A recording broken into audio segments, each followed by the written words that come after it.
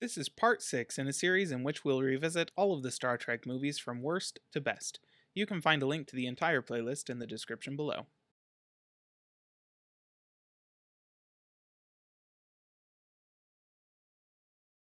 We've reached an interesting turning point in this list. If you asked me to watch the motion picture right now, I'd say sure, and sit down and do it. And enjoy it, that part is key. The motion picture marks the turning point where I no longer find it painful to watch the movies I'm talking about. So from here on out, I'll have more good to say about these films than bad. But let's get started with some spoilers, shall we? The bad guy is a space probe looking for its creators. Turns out it's the Voyager probe. Except it's like Voyager 5 or something, so, we never launched that.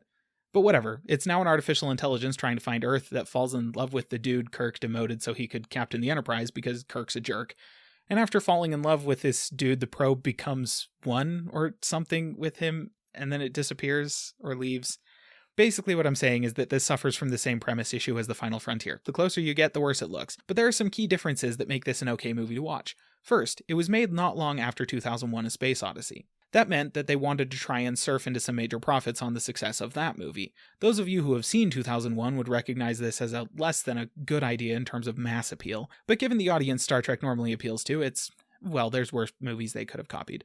But it meant that instead of filling all of the endless boring moments of this plot with, say, bad dialogue and a retarded message, they did like 2001 did and filled it with wide shots of space and music. So we don't have Kirk trying to be simultaneously funny and introspective, we don't have Sybok's extended treatise on pain, and we don't have whatever they were trying to say about God. Instead, it's all just space and music.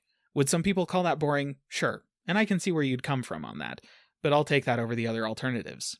My second point is related to this. The music. There's lots of it. Extended scenes where all you have is the exterior of the ship, the occasional shot of the crew looking out a window, and my favorite score Jerry Goldsmith ever wrote. It's a symphony. It's moving, beautiful, and passionate. The movie is none of those things, but that's okay. The music alone makes this movie worth watching. If you like listening to the occasional symphony, then you would probably enjoy this movie. Ignore the dialogue to the best of your ability. It's superfluous. The music is why you're really there. Well, the music and that chin, of course.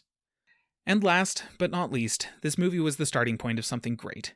It seems slightly contrived to recognize a movie just because it led to another movie, but 2 of the 5 sequels to this film are in my top 10 favorite movies. So I'm grateful that this made enough money to justify the rest, even if 2 of the rest are even worse than this one. So bear that in mind, ignore the plot, and you should be fine. Just let the score sweep you through the experience and... Okay, yeah, I'm just gonna go listen to it right now.